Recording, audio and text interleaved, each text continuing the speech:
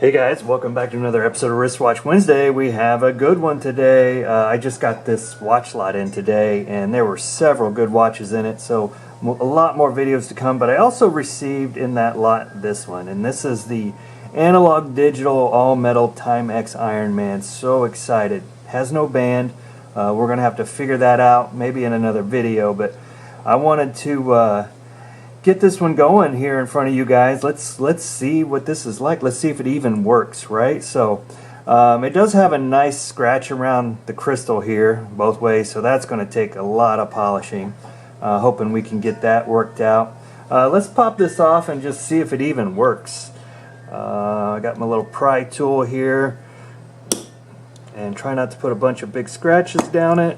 Alright, so now this takes two batteries, one for the analog and one for the digital. We got a 2016 battery for the digital, and I believe probably underneath that we'll have a what did I say it was? Sorry, 364 for the analog side. So let's go ahead and remove this screw.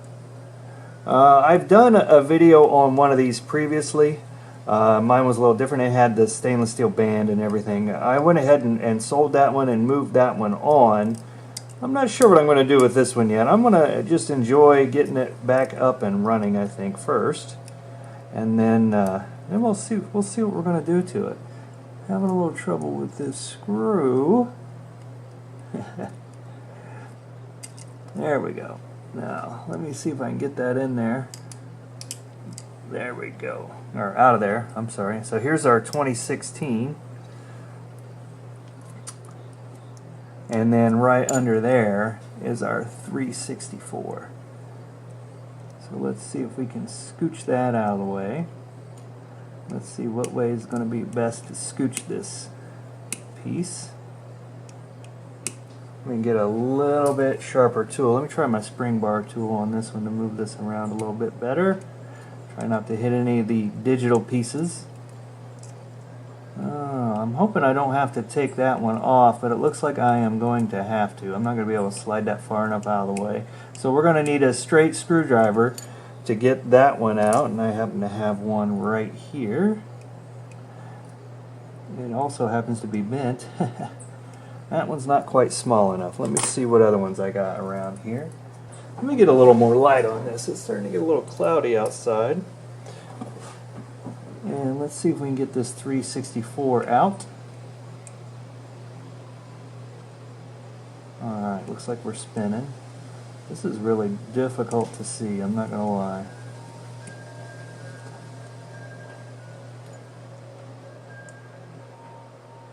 There we go. Finally got it flipped out of the way with it loosened enough. So let's go ahead and get this out. I'm just going to pick this out with a screwdriver. All right, let's find a 364 and a 2016. All right, we have our 364 right here, and if you don't know, if you haven't watched this channel much, I get those on Amazon. There's a link in the description if you want to check that out. So let's get that one pushed in there. There we go. Now we got to get our lever put back out there to hold it in place, and we are going to tighten this. I was thinking I should get a zoom lens to even get in closer. I know you guys aren't going to be able to see much with my hands in the way at the moment, but this is really just turning a screw, so nothing special here. Alright, I think that's about as tight as we're going to get it, and that's touching good. So now we're going to look for our 2016 battery, and we are going to get that back in place, and it should fit. Whoa, got a little cat hair on there. Thanks a lot, kitty cats. We're going to get this in right here and put that down and put that screw back in once we get our battery in there. Alright guys, 2016 battery. And we're going to just put that on the sticker. Well, we thought we were going to put it on the sticker. Kind of hold it in there with our finger. And we're going to put that piece down there. We're going to get that little lip in right there. And then we are going to take our screw and try not to drop it. Alright, we've got it set in place. So now let's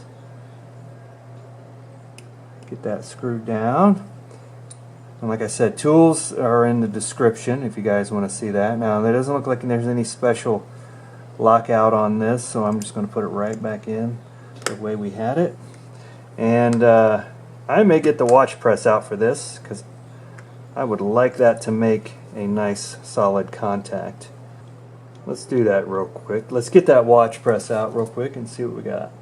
Now, for those of you that haven't seen this before, this is just a watch press. You put your watch in here. It has different sizes, and it presses that back right on. We're going to have to size it up for this one. And here's the different dies they have, just little plastic dies. This one looks good right here.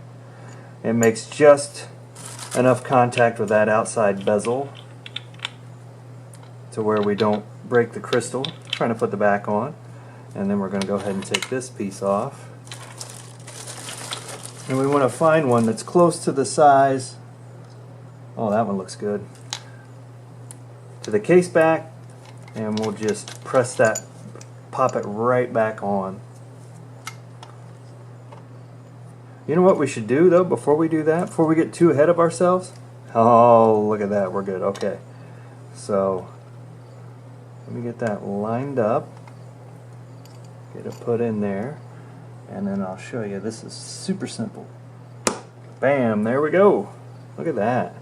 Makes a perfect seal, presses it evenly all the way around. All right, we get this out of the way. Make sure you're still in view. Let's get a couple of specs on this. This is awesome. Love these watches, so cool. I don't know, this one may go in the collection, we'll see. So let's get a case size. Let's just get it with the crown for now, since it's kind of a recessed crown in there. You see that? It's about 43. It's got these little metal bumps to protect the chrono buttons and the crown. These are open over here. We can do it kind of without. We're about 41.5 without the crown. Let's get a thickness on this. This is a pretty thick watch. We're talking, oh, sorry, slipped on that one. Slipped again. About 13.5 or so. And let's get a lug width, because that's going to be important for our band. And that one's going to, looks like it's going to fit a 16 millimeter band, because that's about 16.7.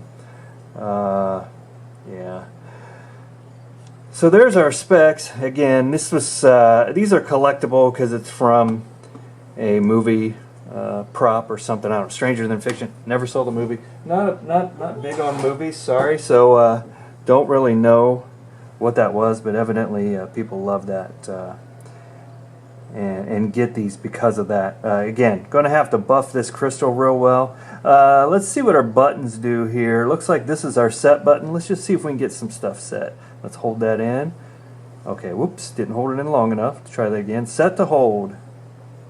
Okay, so I think we can probably go with our start button. Let's try that. Start sends it back to 0 on the second, so let's go to the next here. I'm sorry, it's going to be this one down here, mode. Okay, so now we go to hour, and let's say, what are we at, 4:30, and we want PM. It looks like maybe we're on AM over there, and we're on the time 1 setting. Now we're on PM, so let's go. Go backwards on the bottom, that bottom pusher, and then we're going to hit mode, and we're going to go to the minutes, and we're going to go forward. And let's just call it 4:31. Why not? Mode. And now we're going to go for the year. Let's go for 2022. One other thing is I'm thinking about the year. This came out in 2009 according to the date code on the back of this watch. Month. What are we at? We're 9.